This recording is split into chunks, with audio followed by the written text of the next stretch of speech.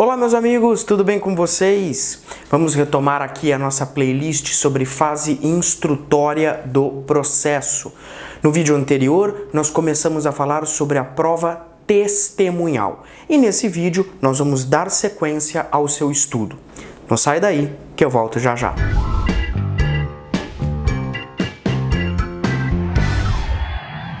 Muito bem, meus caros, então nós estávamos estudando aquelas pessoas que, segundo o CPC, não podem ser testemunhas, ok? Só recapitulando o que nós vimos no vídeo anterior, regra geral, qualquer pessoa pode ser testemunha. Entretanto, o CPC seleciona 3 grupos de pessoas que não poderão ser testemunha. O primeiro grupo é o grupo dos incapazes, que nós estudamos no vídeo anterior. Agora, neste vídeo, nós vamos continuar o estudo pelo segundo grupo, que é o grupo daquelas pessoas impedidas de testemunhar, ok? Vou chamar a nossa lousa para a gente trabalhar. Muito bem, meus amigos, então nós estamos falando sobre prova testemunhal. E agora nós vamos falar sobre aquelas pessoas impedidas, né? O grupo dos impedidos de serem testemunha. Aqui você vai encontrar a previsão no artigo 447, parágrafo 2º do CPC. Tudo bem? Então aqui, 447, parágrafo 2º, nós temos as pessoas que são impedidas de testemunhar. Primeiro inciso, traz aquelas pessoas, eu vou resumir porque o inciso é grande, mas traz aquelas pessoas com proximidade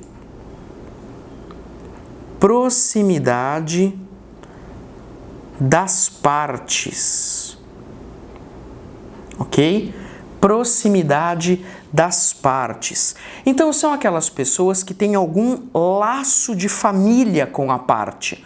Por exemplo, o cônjuge, o companheiro, o ascendente e o descendente em qualquer grau, ok? Bem como colateral até o 3º grau. Então, nesse primeiro inciso, nós temos aquelas pessoas que têm uma proximidade com as partes. Repetindo, cônjuge, companheiro, ascendente, descendente em qualquer grau e o colateral até o 3º grau. Essas pessoas, elas são impedidas de testemunhar. Por quê? Porque imagina-se, né, o Código de Processo Civil supôs que essas pessoas, quando fossem testemunhar, não dariam depoimentos fidedignos, né? Porque em virtude dessa proximidade, em virtude desses laços familiares, a testemunha iria querer beneficiar uma das partes ou então prejudicar uma das partes. Ok? Então, nesse caso, o Código de Processo Civil considera essas pessoas impedidas. No segundo inciso, nós temos que as partes são impedidas de testemunhar. Então, quem é parte na causa não pode testemunhar. Portanto, autor e réu. O autor e o réu do processo não podem ser arrolados como testemunha. Ah, professor, mas veja, o autor e o réu, eles não podem ser ouvidos no processo? Cuidado, eu não disse isso. Eu disse que autor e réu não podem ser arrolados como testemunha, mas eles poderão ser ouvidos dentro do processo por meio do chamado depoimento pessoal, que é um outro meio de prova. Tudo bem? No inciso 3, terceira hipótese, nós temos o tutor, o representante legal da pessoa jurídica representante legal da pessoa jurídica, o juiz, o advogado e outros sujeitos que assistam ou tenham assistido às partes. Então veja, aqui nós temos algumas pessoas que prestam alguma assistência às partes. Tudo bem? Nesse caso, o CPC se preocupa, novamente, com a imparcialidade da testemunha. Certo? Então, as pessoas mencionadas aqui nesse inciso, elas não possuem a imparcialidade necessária para relatar os fatos. Tudo bem? Sem que possam, eventualmente, falsear a verdade ou adulterá-la.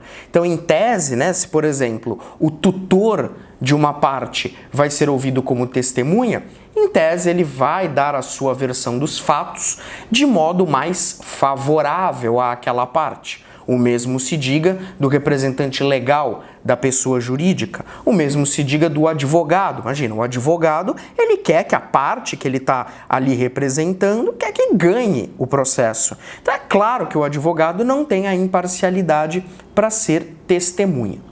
Agora, uma observação que eu quero fazer com você aqui diz respeito ao juiz como testemunha.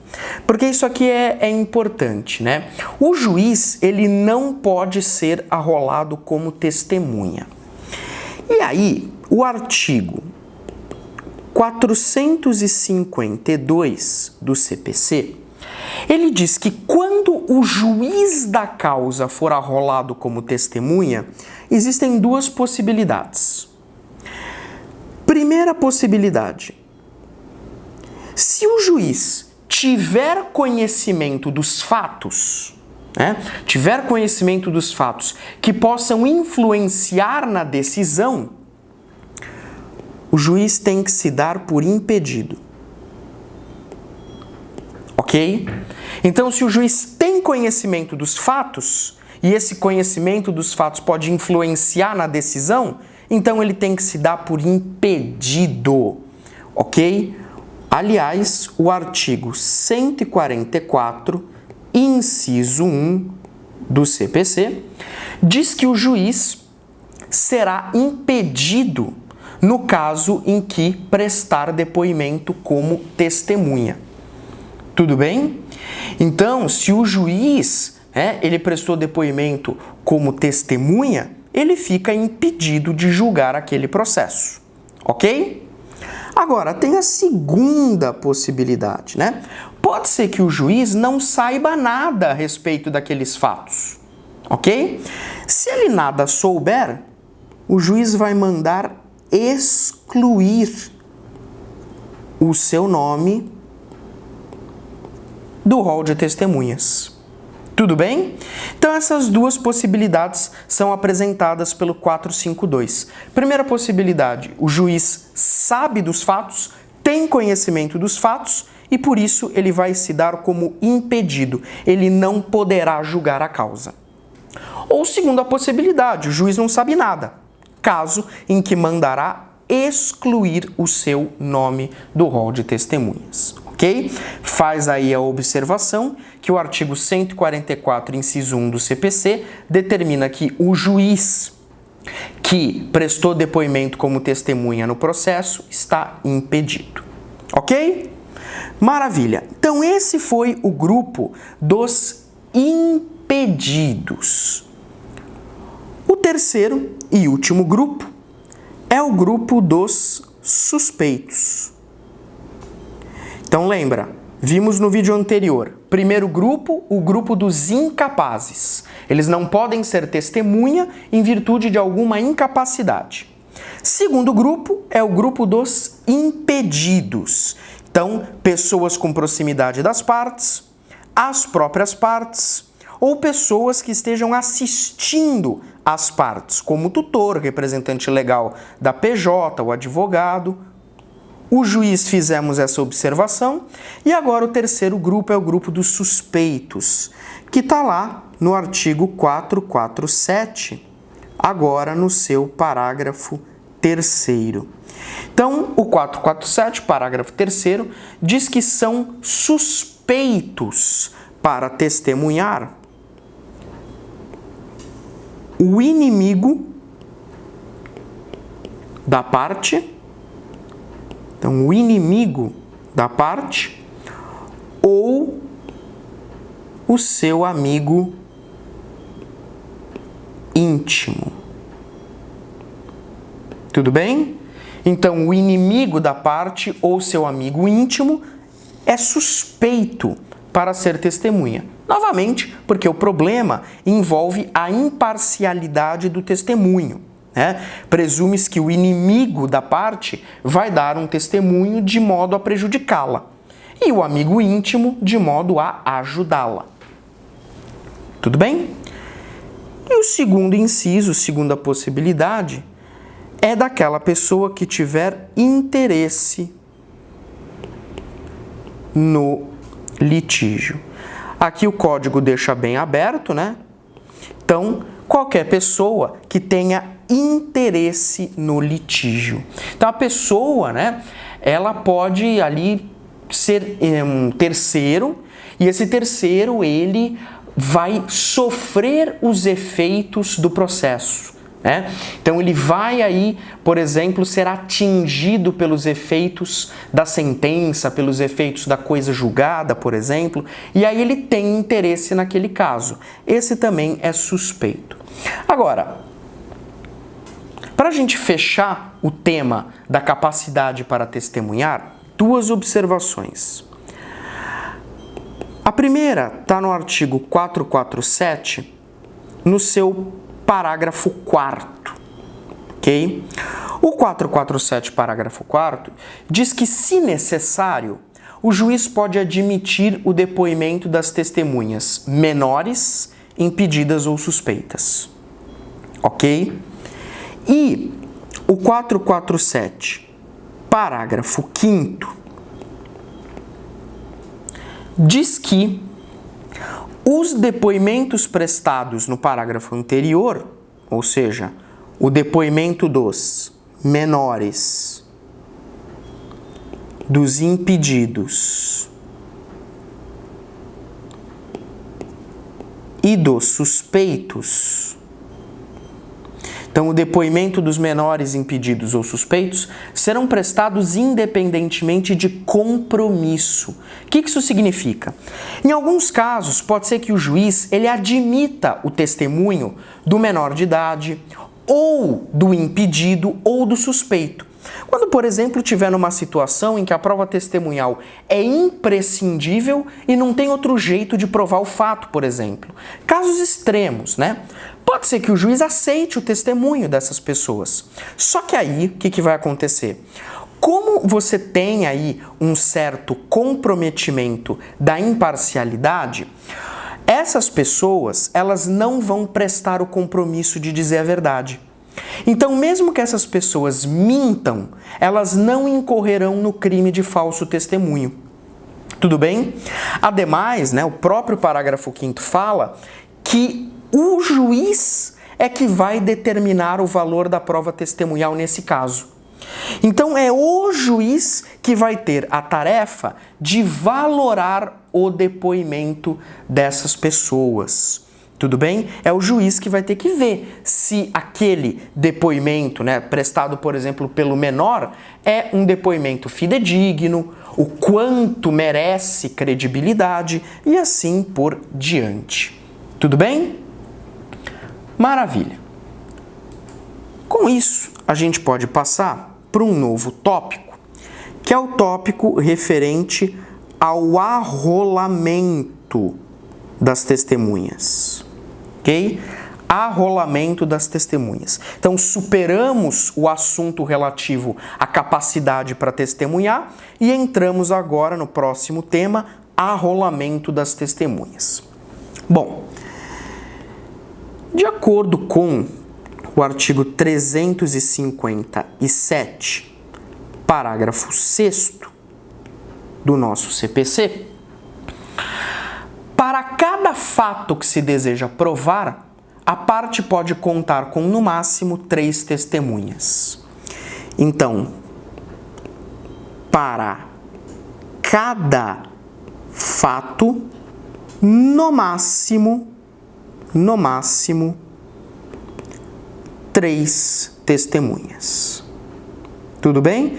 Quero provar, então, vamos supor aí, eu tenho 2 fatos que eu quero provar. Para cada um desses fatos, eu posso chamar, no máximo, 3 testemunhas. Só que, o número de testemunhas arroladas,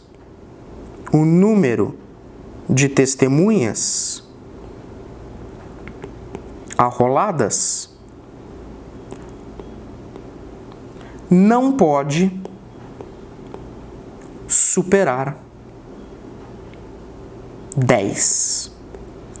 Então, ou seja, eu tenho no máximo 10 testemunhas que eu vou poder arrolar no meu caso. Tudo bem? Sendo que para cada fato, no máximo 3. Agora, o artigo 357, agora no seu parágrafo 7º, ele prevê a possibilidade do juiz limitar o número de testemunhas.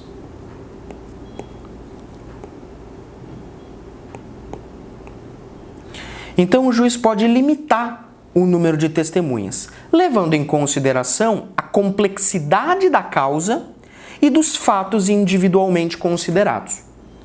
Ok? Isso é um poder do juiz. É um poder do magistrado conferido pelo CPC, ok? Dentro do poder de presidência do processo. Então, já falamos em vídeos anteriores que o juiz é o presidente do processo. E como tal, ele goza de vários poderes. Dentre esses poderes, o de limitar o número de testemunhas, com base na complexidade da causa e dos fatos individualmente considerados. Ok? Muito bem. Qual seria o prazo para o arrolamento das testemunhas, né? Então, o que acontece? Se houver a necessidade de produção de prova testemunhal, naquele caso, as partes terão, no máximo,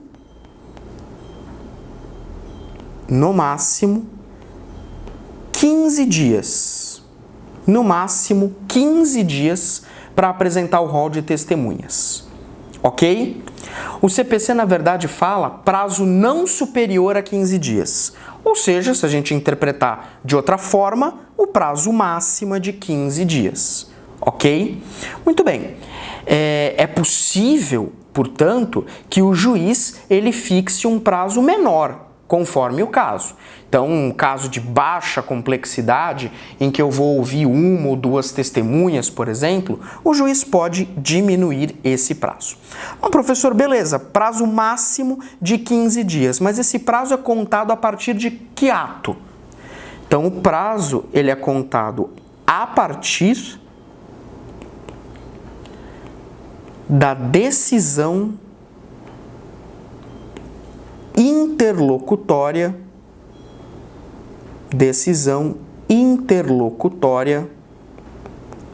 de saneamento do processo. Ok? A partir da decisão interlocutória de saneamento do processo. Se você viu a nossa playlist sobre fase ordinatória, então eu não estou falando aqui para você nenhuma novidade. Muito bem, galera, vamos parando por aqui para o vídeo não ficar muito longo, mas ainda não terminamos o estudo da prova testemunhal. Próximo vídeo a gente dá sequência a esse meio de prova tão importante e tão utilizado na prática, tá bom? Bons estudos e até lá!